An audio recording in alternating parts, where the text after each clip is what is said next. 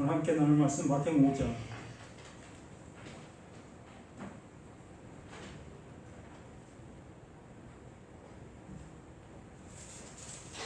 마태복음 5장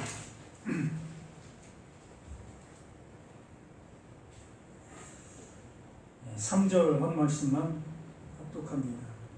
마태복음 5장 3절 심령이 가난한 자는 복이 있나니 천국이 그들의 것입니다. 아멘.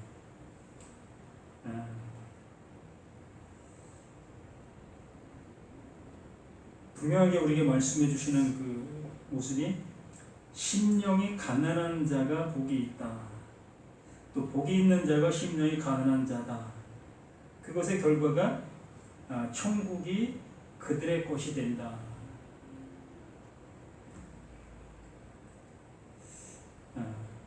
결과적으로 천국 안에 하나님 나라 안에 살아갈 수 있는 존재가 되어진다라는 겁니다.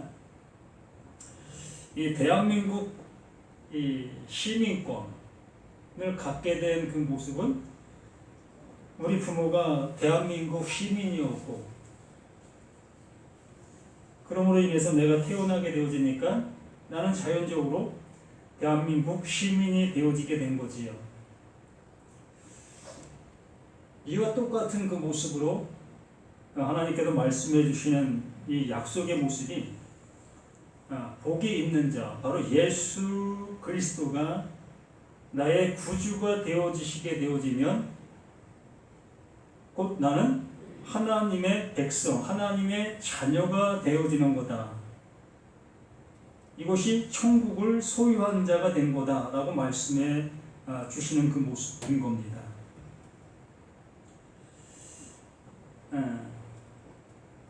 이 심령이 가난한 자라는 그 표현의 모습을 이렇게 풀이해 놓은 게 있어요. 천국 시민으로서 본질적으로 하나님의 도우심이 필요함을 인정하는 사람들, 이게 심령이 가난한 사람들이라고 얘기하는 거죠. 또 복이 있나니의 모습은 한편으로는 근심 걱정에서 벗어남을 뜻하고, 다른 한편으로는 하나님께로부터 오는 기쁨을 동반한 행복하거나 즐거운 상태를 뜻한다라는 그런 그 해설을 써놓은 것이 있습니다. 그래서 분명 우리는 이 말씀하시는 그 모습처럼 정말 심령이 가난한 자의 모습이 되어져야만 이러한 모습이 되어갈 수 있다라는 얘기입니다. 심령이 가난하지 아니하다면 하나님이 주시려고 하시는 그 모습을 받을래야 받을 수 없는, 내 부모가 한국 사람이 아닌데 어찌 내가 한국 시민을 살 수 있겠습니까? 그럴 수 없지요. 내가 한국 시민이 아니라면 한국이 원하는 그 모습으로 내가 행동을 해 갔을 때, 또한 그 모든 조건을 충족하게 되어지게 되면 한국 시민권을 나에게 주게 되어지는 거지요. 그처럼 하나님께서 하나님의 시민권을 나에게 주시려고 하시는데 그것에 대한 자격이 필요하다는 거죠. 그 자격이 뭐예요? 복이 있어야 된다. 그 복이 있게 되어지면 그 심령이 가난한 자가 되기 때문에 이 심령이 가난한 자에게 주는 하나님의 그 나라가 임하는 것이다 라는 거지요. 어찌 보면 어렵다고 할 수도 있고, 어찌 보면 쉬운 모습이다 할 수 있는 그런 모습이라 할 수 있지요. 그래서 여기 마태복음 11장 28절부터 보면, 수고하고 무거운 짐 자들아 다 내게로 오라. 내가 너희를 쉬게 하리라. 이 심령이 가난한 자의 모습을 이렇게 우리를 향해서 말해주고 있는 모습을 보게 되는 겁니다. 수고하고 무거운 짐을 지게 되어지면 어떻게 되어지는 겁니까? 심령이 가난한 자가 되어질 수가 없다는 거지요. 너무나 많은 것들을 생각하게 되어지고, 그것이 되어지지 아니하게 되어지면 우리는 힘든 모습이 될 수밖에 없고, 여기서 그 예수님 말씀하시는 겁니다. 수고하고 무거운 짐, 너희가 그 하나님을 향해서 나가는 이유가 뭐냐? 하나님께서 말씀하신 것들을 잘 지키면 하나님의 나라에 들어갈 수 있을 것이라고 하며 그렇게 하고 있었던 것이 아니었느냐. 그런데 그 일들 하는 그 일들이 무거운 수고였던 그 모습이 아니었냐라는 겁니다. 그러면서 그 수고하고 무거운 짐의 모습을 너희가 알았다면, 알고 있다면, 그것이 무거운 짐으로 여기고 있다면 어떻게 하나? 내게로 오라라는 얘기예요. 하나님께서 명령하신 그 명령들을 내가 지키려고 행하는 이 일들이 무거운 짐인 것으로 알게 되어진 너라면 이제 내게로 와라. 이게 수고하고 무거운 짐진 자들아 다 내게로 오라라고 말씀하시는 겁니다. 내가 너희를 쉬게 하리라. 그 무거운 짐, 그 모든 것들을 이제 쉬게 할 수 있는 분은 그 예수이시라는 거죠. 그러면서 29절에 나는 마음이 온유하고 겸손하니 나의 멍에를 메고 내게 배우라. 그리하면 너희 마음이 쉼을 얻으리라. 이제 가난한 자가 되어진다는 거지. 마음의 모든 것들을 내려놓은 자. 결과적으로는 누군가가 나에게 이것을 주시지 아니하면 받을 수 없는 그 관계의 상태. 옛날 그런 일들이 많이 있었잖아요.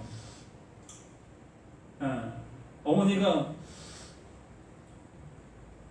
이제 저녁 밥을 지었고 그 저녁 밥을 짓는데 그 짓는 그 쌀이 마지막 쌀이었습니다. 더 이상 쌀독에 쌀이 없어요.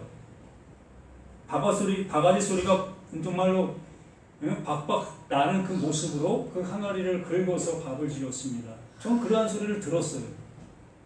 어렸을 때. 어머님이 쌀에 담겨있는 쌀독에 가서 쌀을 푸시는데 바가지 긁히는 소리가 들려요. 무슨 소리입니까? 쌀이 없다는 얘기죠.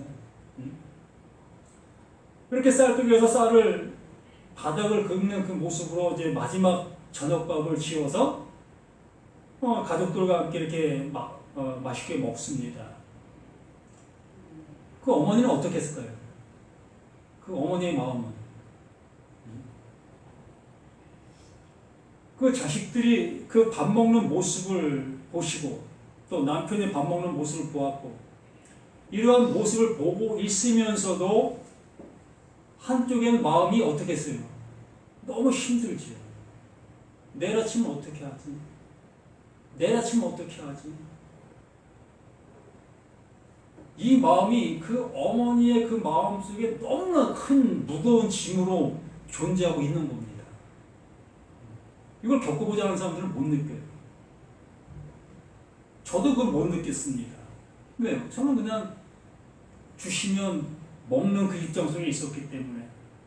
근데 그 어머니는 그것을 준비하는 그 입장 속에 있으셨기 때문에 너무나 괴로웠던 겁니다. 그래서 그 밤잠을 주무시면서 무슨 일을 합니까? 수백 채의 집을 짓는 거예요. 어떤 집? 이 문제 어떻게 해결할까? 저 부잣집 가서 좀 쌀 좀 구할까? 아니면 그 옆집, 이웃집에 가서 쌀 좀 달라 할까? 한 번도 말 붙여보지 않았던 저 집에 가서 내가 말 한 번 붙여서 쌀 좀 얻어올까? 이 생각으로 밤잠을 설레는 것이 그 어머니들의 모습이었던 겁니다.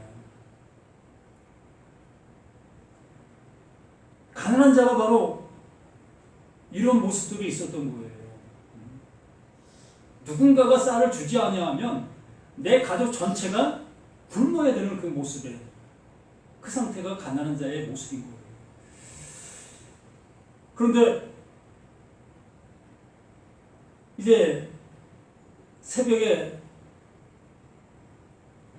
새벽빛에 빛이 비춰오고 이제 아침에 태양이 떠오르는 그 빛이 방 안에 비춰오게 되어지므로 그 어머니 일어납니다.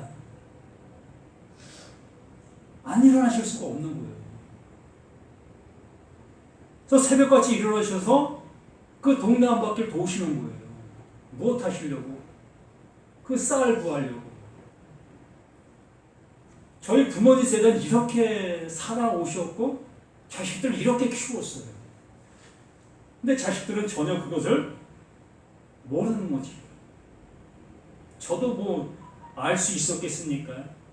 이렇게 성경을 보다 보니까 바로 부모님들이 이렇게 살아셨구나의 모습을 비로소 알게 되어지는 거지. 바로 그러한 모습에 있었던 분이 진정 가난한 자의 모습인 거예요.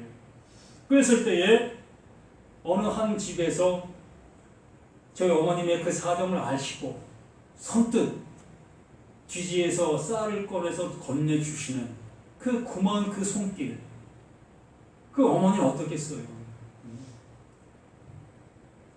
그게 바로 가난한 자가 누군가에게서 받게 되어졌을 때의 환희, 안도감, 그 모습이었던 겁니다. 우리가 이렇게 율법이라는 그 모습 속에 이러한 모습으로 고충의 모습으로 향해서 그걸 행하고 그걸 따라가고 그러한 모습이 살던 나에게 그 하나님께서 이제 그것에 대한 해결, 완결점, 이것을 나에게 건네주게 되어지니까 더 이상 이거 구걸하러 다닐 이유가 없게 되어졌던 그 모습. 그 얘기를 하고 있는 거예요. 나는 마음이 온유하고 겸손하다. 너희들의 사정 내가 잘 알고 너희들의 모습으로 내가 이렇게 온 거다라고 말씀해 주시는 거예요. 그 가난한 자의 모습을 아시는 그 하나님께서 그 가난한 자로 그 누구를, 그 예수를 보내셨다. 그러므로 내가 그 가난한 것을 해결할 수 있는 방법을 알려줄게 라고 말씀하시면서 이 말씀을 해주시고 있는 거죠. 나는 마음이 온유하고 겸손하니 나의 멍에를 메고 내게 배우라. 그리하면 너희 마음이 쉼으리라. 나를 따라오라. 그러면 너희도 살게 되는 그 모습으로 나아갈 수 있게 될 거다. 이걸 구하라는 거예요. 그 살게 될 수 있는 그 길.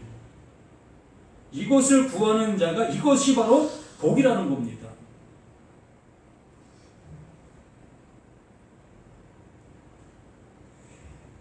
이사야 61장 1절에 이렇게 말씀합니다.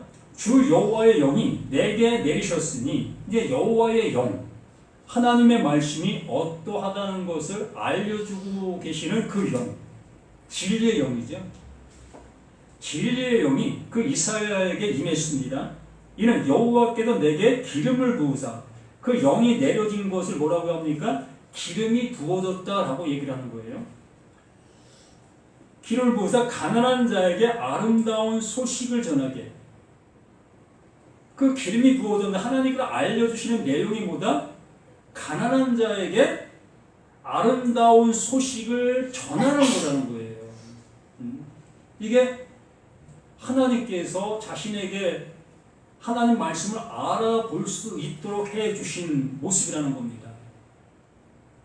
어제도 말씀을 드렸지만 가난한 자에게 아름다운 소식을 전하라고 했는데 아름다운 소식이 아니라 저주와 같은 그 소식이라고 얘기했죠. 어찌 보면 저희 어머님이 쌀을 구하러 가셨는데 어떤 분이 쌀 없으면 죽지 왜 왔어?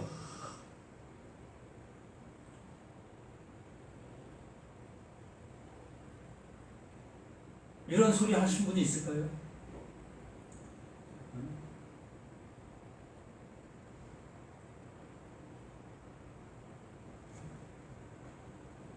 나 쌀 안 줄 거야. 우리 없어.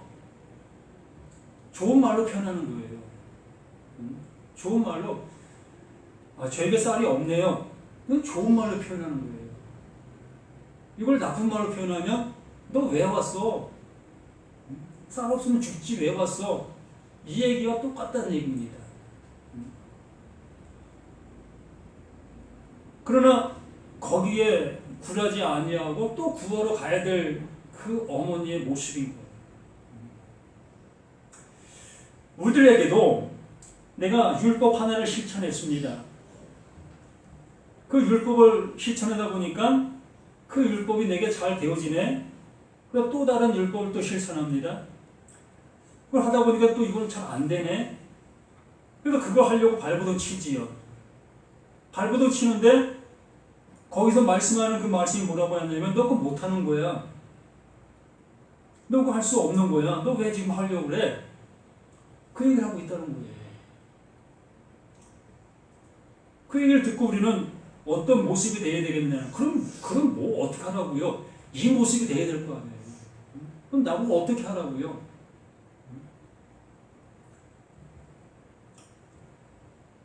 여기에 말씀해 주시는 거예요. 이사야에게 말씀을 전하라고 그 말씀을 주었는데 가난한 자에게 좋은 소식을 전하라고 말씀을 준 겁니다. 근데 좋은 소식을 전해야 될 그 이사야 말 속에는 좋은 소식이 아니라 정말 그 당시의 그 모습 속에서는 그게 저주의 소리였던 거예요. 저주의 소리였는데 오히려 그것이 그에게는 양약이 된 거지. 오히려 생명이 된 겁니다. 우리들도 그런 경우 많이 있잖아요. 친구에게 돈 좀 빌려달라고 정말 자존심 다 상한 모습으로 얘기를 했는데 그 친구가 나의 자존심을 더 짓밟아 버렸습니다. 그랬을 때 두 마음이 생길 수 있습니다. 한 마음은 너 아니면 다른 친구 없겠냐 라는 모습이 될 수도 있고, 또 한 마음은 그래 네가 나 이렇게 멸시했지, 그래 내가 정말 이를 악물고 내가 살 거다.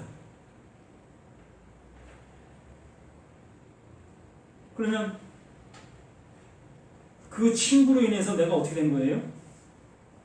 화가 복이 되어진 모습으로 나를 달구질한 거지.